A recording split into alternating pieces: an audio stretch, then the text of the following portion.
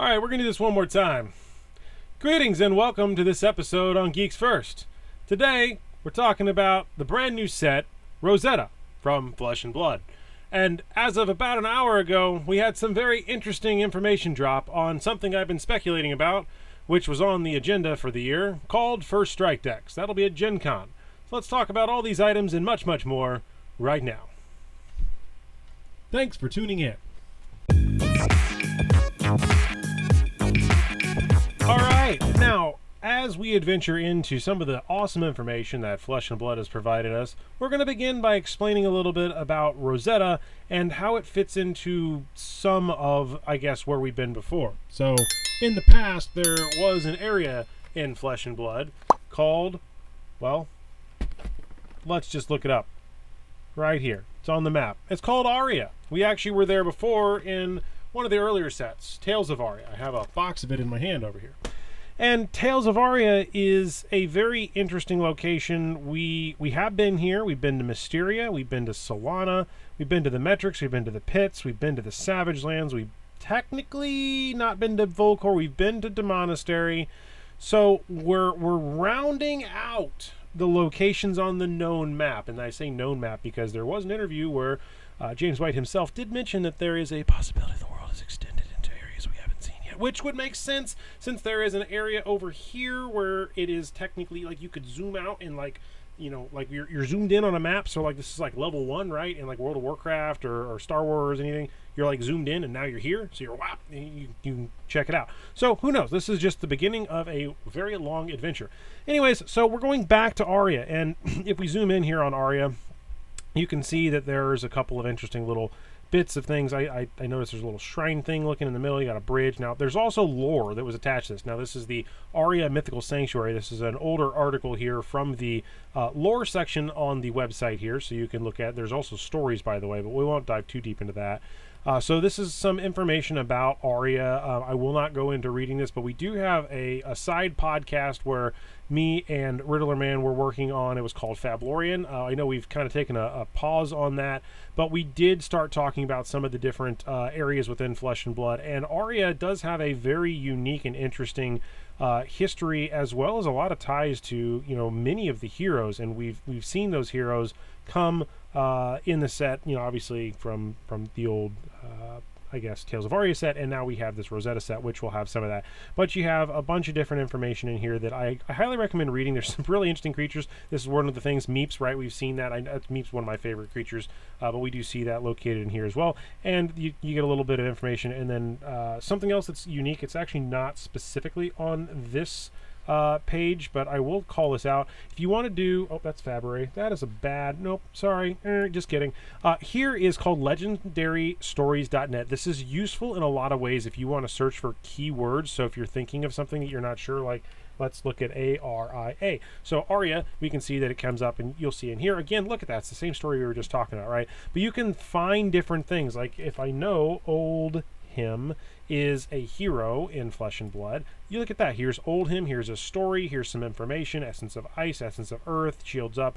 These items, they're all linked, and I like the searchable database. This is a very good site. I've called this out in some of my other videos before, but this is super useful when researching a bunch of different information. So just wanted to call that out again.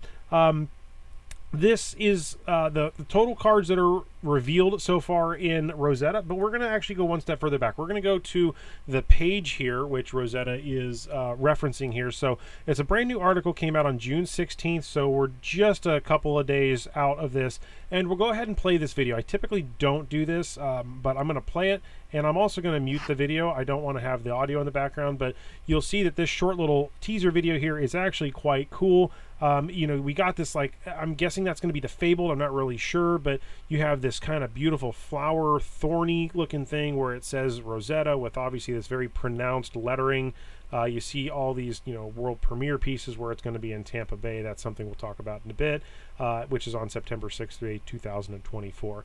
I'm going to try to see if I can get down there, but it really depends on whether I can either drive down or find a pretty good cheap flight. But either way, that is Rosetta, the trailer they released. Now, inside of that, Rosetta returns to the mythical sanctuary of Aria, as we'd mentioned before. So we've been there. This is the second time going back through the thorny thickets and volatile thunderstorms deep into the dense undergrowth where the forces of earth and lightning converge. Now that's unique because in Aria, the original set here, we had 3 talents. You had earth, you had lightning, and you had ice.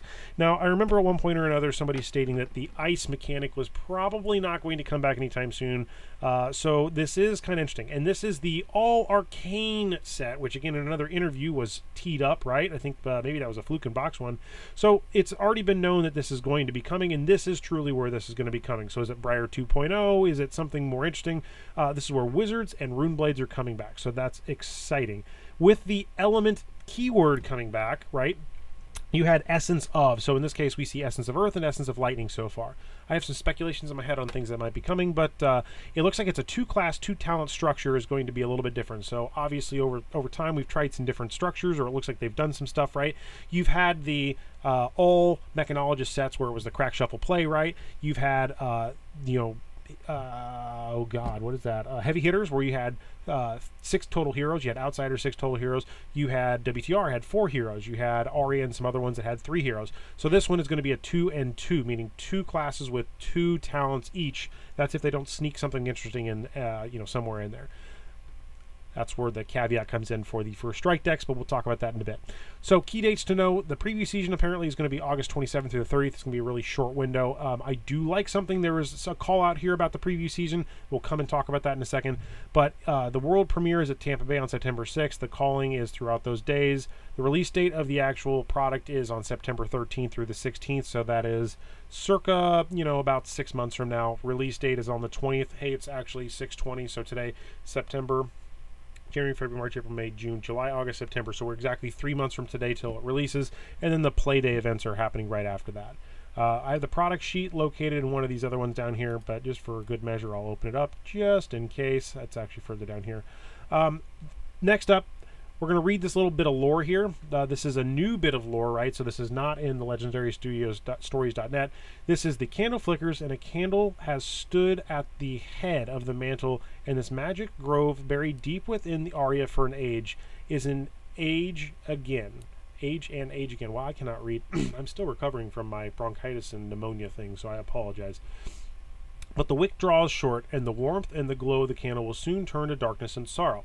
Does that hint at a dark talent or something of that effect? We'll talk about that here in a second.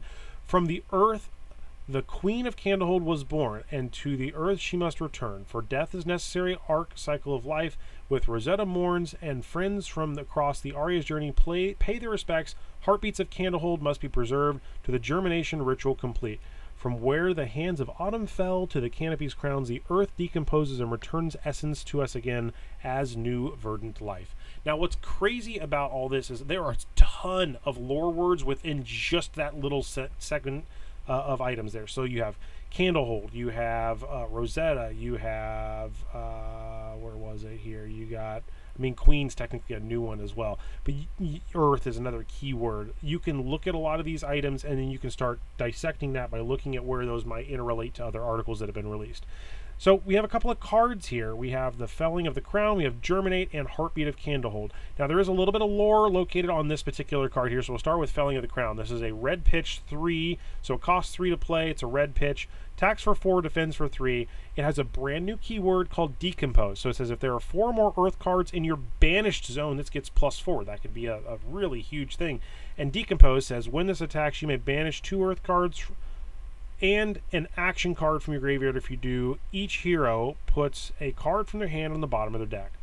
And the flavor text here is, with her fall, the ancient enchantment begins to fade and the rotwood stirs once more. And it's Cassian, male soothsayer. Malia? But I do see this little interesting symbol. Now, I've heard some folks kind of poo-poo on this a tidbit, saying it's too close to Magic.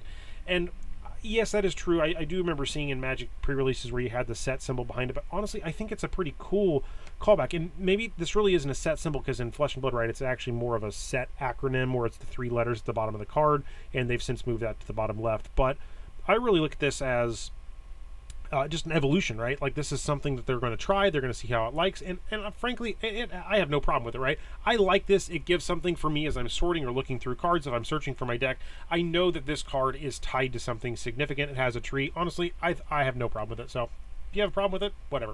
All right. Germinate, the next card up here. It's a double X blue card. Florian Specialization. Florian is one of the heroes. We'll get to that in a second.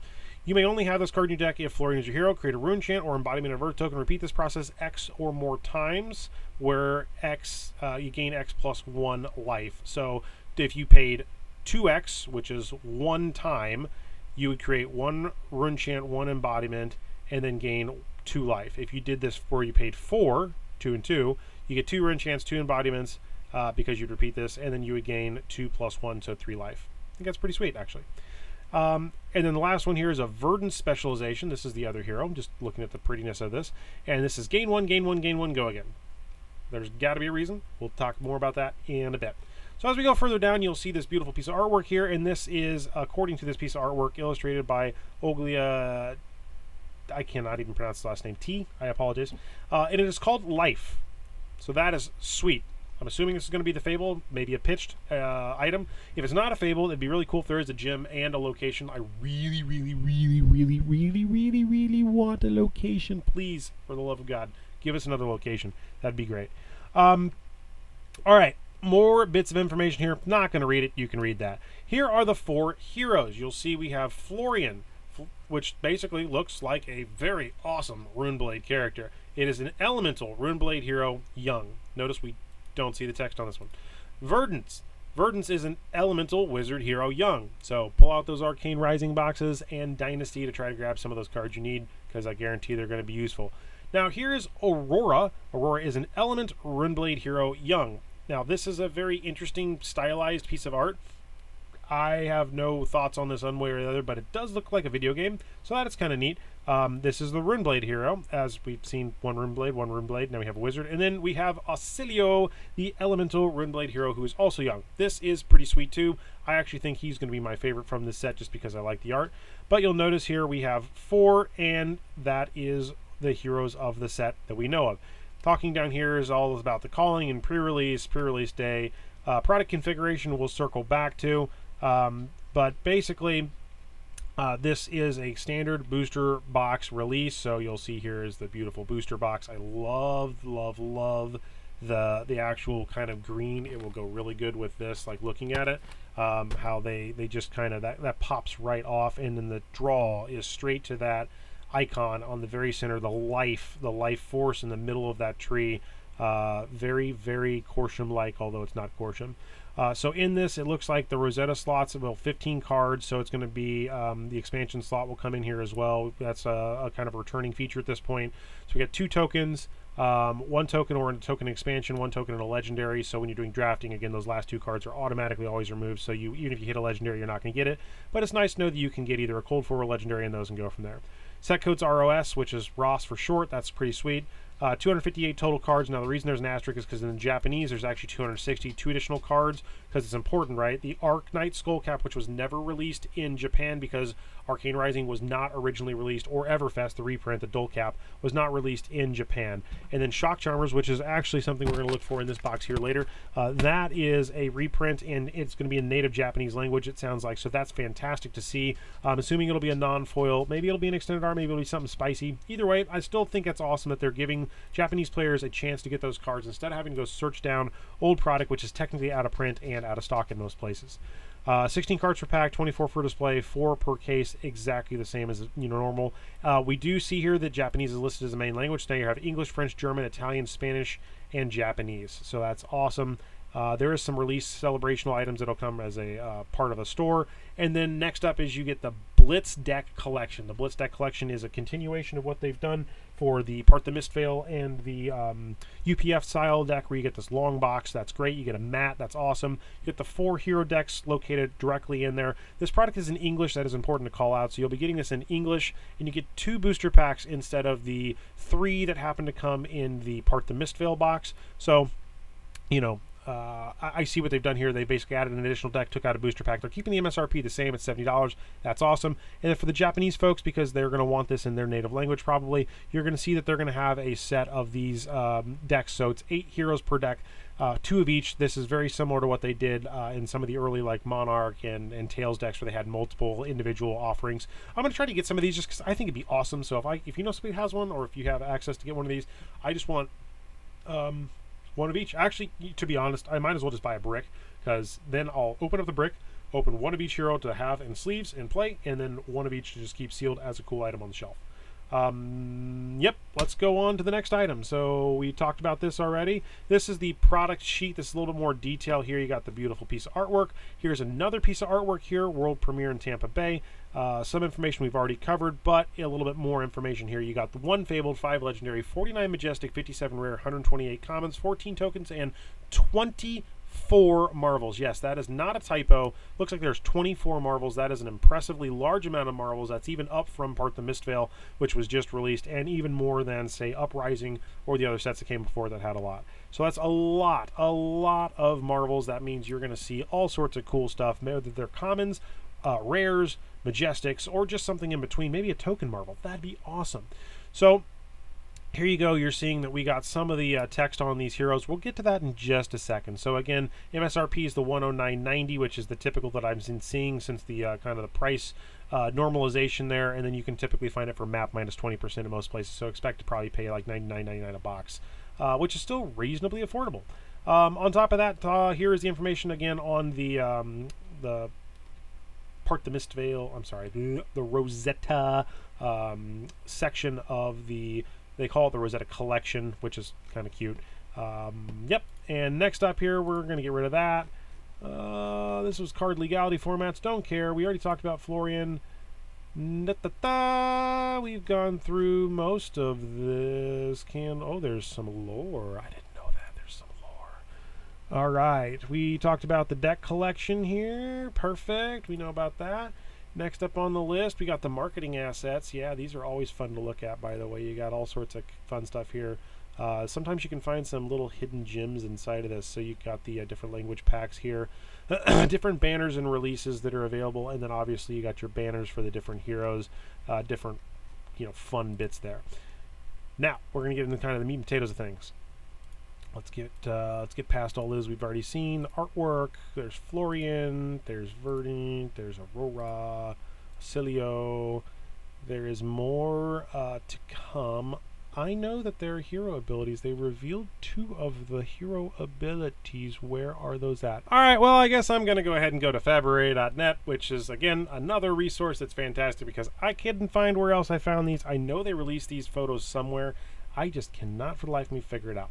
Anyways, we're going to talk about the only heroes that have been revealed so far that we have actual data on. So we'll talk about Florian. There was a note that somebody said that the young heroes are going to be different than the adult heroes for something. I don't know if that means they're going to have their ability tweaked to be more for Classic Constructed than Blitz. But either way, it says if there are 4 or more Earth cards in your Banish Zone, Florian gets, if this would create 1 or more tokens, instead create 1, that many plus 1 of those tokens with that essence of Earth. So this is a Earth Elemental Runeblade. So Elemental cards are valid, Earth cards are valid, and Runeblade cards are valid. So that's pretty sweet. Next up, the other hero that we've really seen is Aurora. Aurora is the Elemental Runeblade hero young. This is once per turn instant. Pay 2 resources, create an Embodiment of Lightning token. Activate this if you've played a Lightning card this turn. Essence of Lightning. So this is another Elemental Runeblade hero, and we have basically the 2 sides of that element, Earth and Lightning. The 2 wizards have not been revealed just yet. I'm assuming that's going to come up in a later release at an event. The other cards that got revealed, one of them is called Channel the Millennium Tree. This is like some sort of extended art. You can see it's pretty beautiful, actually. I mean, this would be fantastic. I bet you this is going to be, like, if this is cold foil, like, that'd be beautiful. So it's like Channel Mount Heroic, Channel of the, I'm just kidding. It's not exactly, I mean, but it's a channel, right? So it's another channel. Channels are always fun. This is an Earth action. Go again. When it enters the arena at the beginning of your end phase, AMP 3. AMP's a keyword.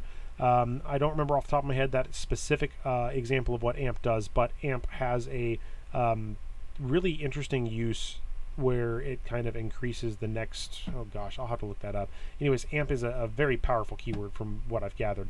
And this says Channel Earth. At the beginning of your next end phase, put a flow counter on this and destroy it unless you put an Earth card from your pitch zone in the bottom of your deck for each flow counter on it. Now, if I click card details here, maybe I can look up the AMP keyword. So this is another fun thing, right? So if you go to Tools and we go to, where would this be?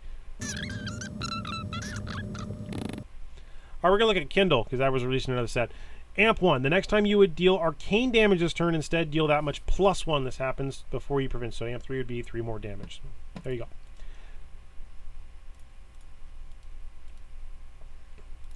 And last but not least, Channel Lightning Valley. This is the first time you deal damage to an opposing hero this turn. Draw a card. Channel Lightning at the beginning of your end phase. Put a flow counter on this and destroy it unless you put a lightning card from your pitch zone on the bottom of your deck for each counter put on this way. Again, pretty cool looking card.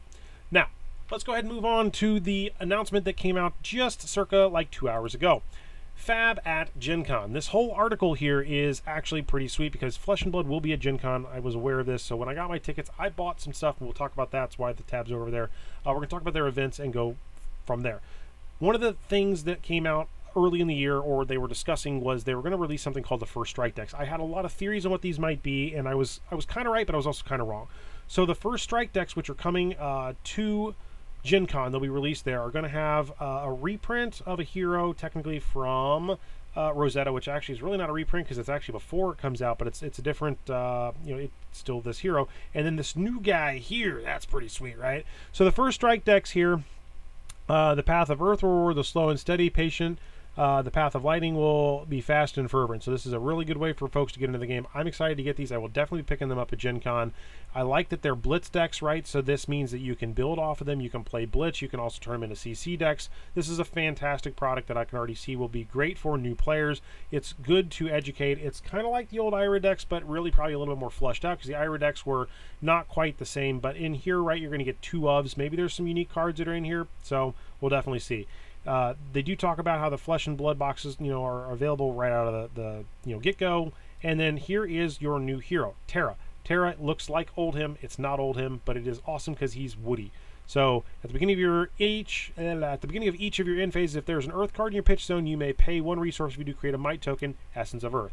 This is an Elemental Guardian hero. So pick up some more Tales of Aria cards because they'll probably be useful. Next one here is the Aurora, right? We took a we took a look, not completely over that yet. We took a look at this character earlier, and yeah, it's the same there. Embodiment of Lightning looks pretty sweet, so they brought that token back. Again, you'll get it at Gen Con, early access. I'm definitely going to pick one of these up, and then there's a bunch of different information about it. So in the First Strike marketing data, here's some product information. So if I were to look at the actual product sheet, right? So you got the actual character here. That's kind of more par for the course. You got some details about the First Strike decks available in certain languages, and then the other bit of information that's on top of this that has kind of an addition to, which is not related specifically to First Strike, but it's the Armory decks. Behind me we have the KO Armory deck. There was the Bolton Armory deck, and now we have the Azalea Armory decks. That'll be the 3rd of the Armory deck series. Now this is fantastic because on top of this they do show that there are a couple of new cards if you go to the Armory page here. So inside of this you can see that they, I thought, had some new cards. I swear they have new cards for this. Moving on. I know there's 2 cards. I don't even care about talking on it right now because that's not the important thing. The important thing is Gen Con. So we're going to talk about a little bit at Gen Con. It's here in Indianapolis, Indiana, my hometown, so that's fantastic. I really hope to see anybody that would show up there. I'm going to be running around with some Flesh and Blood stuff, hopefully trying to get some games of Flesh and Blood in. Gen Con is a huge event. It's 70,000 attendees. This, I could do a whole video on preparation for Gen Con just because there's a lot going on there. Otherwise, it looks like they're talking about it. There's different events that are happening, so there's some Learn to Play, bunch of those. There's Blitz pre-constructed. There's the Blaze promo kits for different versions of that, so you can get in on any of those.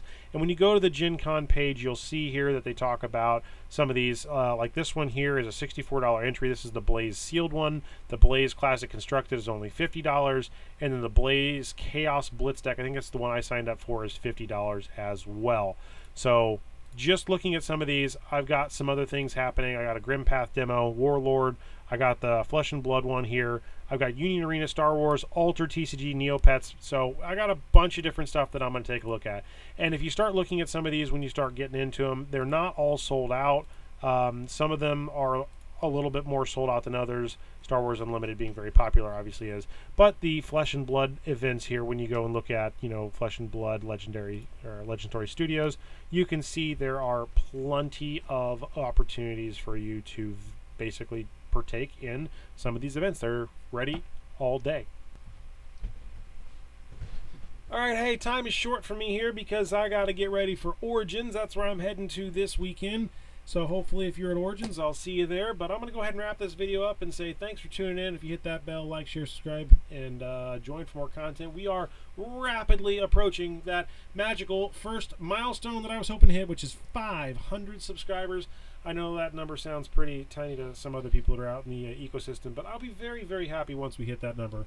And yeah, I look forward to Gen Con, more videos, some information on this. We're going to start talking about some Blitz, some Commoners, some Clash. I'm going to just get into UPF. I want to do all the fun formats because I'm not a professional player and I'm just a guy in a room wearing a hat. So, alright, until next time, may your games be fun and your friendships grow. Cheers, my friend.